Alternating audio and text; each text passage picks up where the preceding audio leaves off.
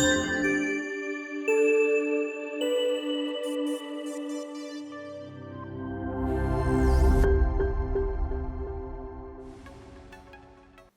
want to begin by telling you about the worst question that I ever asked in an interview. At the time, I was a student at Kansas State University, go Wildcats, and I was working for the student newspaper, the Kansas State Collegian. And I was working on a story about student athletes and their on-the-field and off-the-field lives. And on this particular day, I was at the football press conference to interview Brian Casey. He was a tight end for the Wildcats on the football team. And he was an all-conference player, so he's really good. He was an academic All-American, so he was really smart. And he was a husband and a father as well. So he had a family life at home besides just being a student and an athlete. So perfect subject for my story. Well, at the press conference, I pulled Brian aside to do a one-on-one interview with him. And I started asking my questions that I had prepared in anticipation of this interview. And I got to the point where I asked the worst question I ever asked. Now, somewhere in my research and in my prep leading up to this interview with Brian, I had written down in my notebook with all of my questions, I had written down that Brian's wife was pregnant with their second child. And you could probably tell where I'm going with this. She was not pregnant with their second child, but I still asked the question that was in my notebook, how do you think life is going to change with baby number 2 on the way? Yeah, that question lingered out there. Brian was quiet for a moment, and his face kind of twisted as he processed what I had just asked him. And then he finally said, do you know something I don't? I was so embarrassed. It was so embarrassing. Other reporters had joined the interview at the time, so I was surrounded by my peers, people I looked up to, actual real professional reporters. It was all I could do to finish that interview and leave. And I did, in fact, finish the interview. I wrote the story. It ran on the front page of the newspaper, so it was actually a pretty good story, if I do say so. But that question highlighted so much of what I want to talk about here today. And I'm so glad that I actually did ask that question, as embarrassing as it is, because it underscores what can go wrong in an interview and how we can work to make an interview better, how we can master the art and the technique of a great interview. This is what I want to talk to you about here today. So what went wrong in that question that I asked Brian? I would boil it all down to, I went in with assumptions and opinions rather than a curious mindset. Now, there was obviously a story I was writing and an angle that I was shooting for, but rather than let Brian offer that information up to me, which could have been or could not have been any of my business, I went in with the assumption that I knew his wife was pregnant and I was simply asking questions to confirm what I thought I knew. That, more than anything, is where so many interviews, so many podcast interviews, for instance, can go wrong. When we go in with assumptions, when we don't do our research and our prep, where we try to turn the spotlight on us and what we think the story is, rather than letting the story come out in the questions that we're asking. So, keep that in mind. Keep that anecdote in mind as I go through the rest of the content here today about mastering the art and technique of an interview. Again, bad interviews are where the spotlight is on the interviewer, not the interviewee. And this is a huge issue in the podcasting space. You hear it all the time. The interviewer asks really lengthy, long-winded questions that really aren't actually questions. They're just a way to slide their opinion in for their guest to simply confirm that idea or opinion.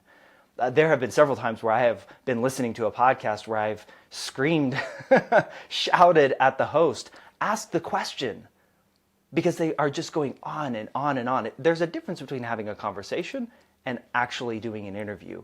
And those types of quote-unquote questions, where we give our opinion and then we just tag a, isn't that right? Or wouldn't you agree? Type of question, technically, yes, that's a question, on the end, that's not how we want to be doing interviews. That is not going to get our guest to say something profound, unique, interesting, that keeps the listener engaged. So that often leads to questions that are lazy, like talk about questions. Talk about this time that you did that thing. Talk about what happened there. That allows your guest to just go on perhaps an unnecessary diatribe or go in a direction that perhaps you didn't want them to go. So stay away from talk about questions. Stay away from questions that are really just statements with a question mark on the end. The thing that I always point to is from Anchorman, I'm Ron Burgundy. Well, are you, or are you making a statement? We hear that a lot in what I would consider bad interviews. Now, there are some basics of interviewing that I want to make sure everyone is aware of. First off, what do you write down? What do you write down pre-interview? Well, there's no need to get idealistic about it. You can write down your questions, but make sure you give yourself space to ask follow-ups. But instead of writing down specific questions, consider writing down topics that you want to broach with your interview subject rather than the specific questions. That can give you some wiggle room there. And then, like I mentioned, ask follow-up questions. Get great at listening and asking follow-up questions. Don't be afraid to go down rabbit holes. As far as how you begin an interview, don't throw away your first question. That first question in so many interviews is simply, can you tell me about yourself? Well, you should have done that long in the intro. And you don't want to make your guest become a biographer where they just recite their background, because again, there's no direction or aim in that or theme. It's just they get to pick whatever information they feel is most relevant to you in that moment. Make your first question count. Start off with a bang and make sure that that question flows into a topic that you want to address with them. Practice asking shorter questions.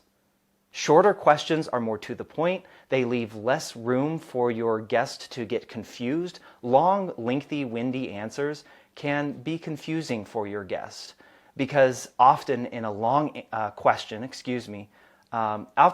question, there are multiple questions inserted in there. It's also where we as hosts or interviewers get into giving our opinions and our assumptions and just having our guests confirm them. So ask short questions. That will get your guests to more unique and decisive answers on the topics that you're asking or you're wanting to ask about. Take notes. Always have a piece of paper next to you to write down interesting things that you heard your guests say so you can go back and explore those topics with them. You don't have to write down everything. You're not doing a dictation or a transcription here, but just get good at taking notes so that you can refer back to them even after the interview as you're typing up notes. And finally, if LeBron James can watch tape and go to practice, so can you. Listen to yourself. Listen to your interviews. Figure out or judge for yourself where you could have asked another question or a deeper question or a different question. And also celebrate the wins. Celebrate the times when you asked a really great question. So those are the 6 basics, I would say. Now, the more masterful, the art of the interview, these techniques come into play here. And it's more of a feeling thing, I will say. There's not a real specific advice that I can give you because so much of a great interview is the back and forth feeling and flow and you listening to not just what is said, but what is not said from your guest. Okay, so first part, do your prep. Going back to that story, I had obviously not done great prep work for my interview with Brian. But when you do your prep work, look for these 2 things. Look for patterns from your guest, the things that they default to or the things that they go back to time and time again. Those are important things to them if there is a repeated pattern of behavior or action. Also, look for anomalies. Look for those times where your guest deviated from what they typically do or what they tend to do, and ask questions about those 2 things.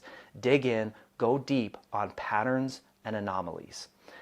Next, clarify. This is an offshoot of follow-up questions. Follow-up questions tend to look behind and ask questions about what a guest has said.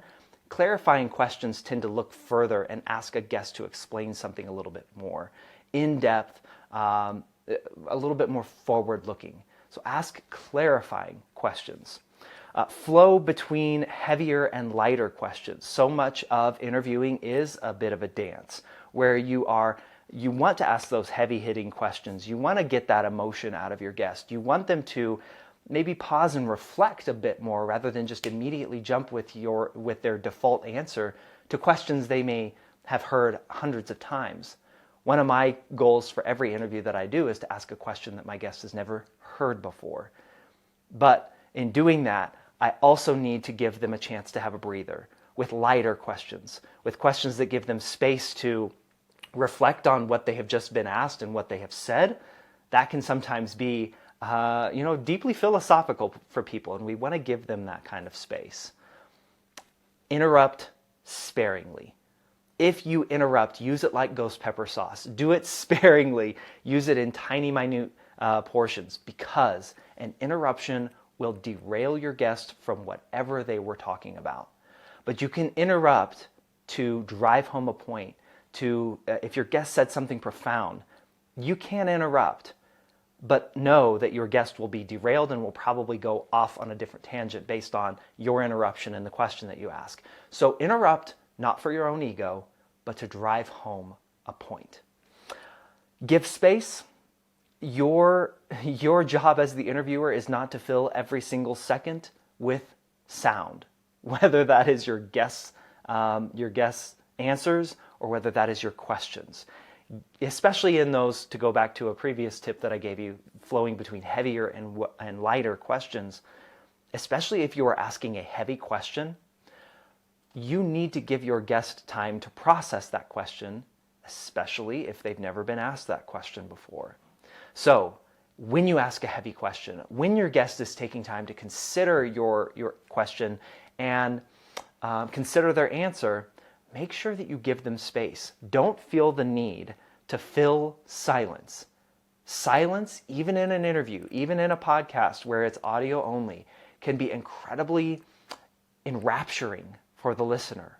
What are they going to say? You kind of get a little bit on the edge of your seat as you hear them process in that silence their answer to your question. It's a great technique. Please do not feel the need to fill any and all space, dead space, with your voice. It's a little bit different than what I'm doing right now, right? This is not an interview. I'm trying to teach, so I am trying to fill that space and drive home points. But when we're doing an interview, we want to make sure that we give and hold space for people. Finally, tie up loose ends, and this is where your listening comes into play. Listen to ask follow-up questions. Listen to themes that are sprinkled throughout your guest's answers, and wrap those up at the end. Refer back to something or several things that your guest said as a way to put a package or to put a bow on the interview. When you can bring out key themes, the things that you're writing down in your notebook, and use that as a way to land the interview, rather than having the interview end with a, tell me where to find your work. Okay, that's great. Again, something you can cover in the outro or something in the show notes. But if you can tie up loose ends and have an interview land in that way, again, that's more artful. That's more of a dance that you're performing with your interview subject, and that leaves your listener with a much better experience of that interview, rather than this kind of flat thud of a, tell me where to find your work, or tell me where you're most active on social media. We can do all that in other avenues. My last tip for you here is, don't be afraid to take everything that I've just said and throw it out. Figure it out what works best for you, your show, the style that you want to create with your show, and interview people in a way that reflects that. I'm not the end-all be-all expert on interviewing. I've done thousands of interviews, and so I know what works for me, and these are tips that help make a great interview for me and many other people. But find what works for you and make it your own. So I hope this has been helpful, and I can't wait to answer any questions that you have. Thank you so much.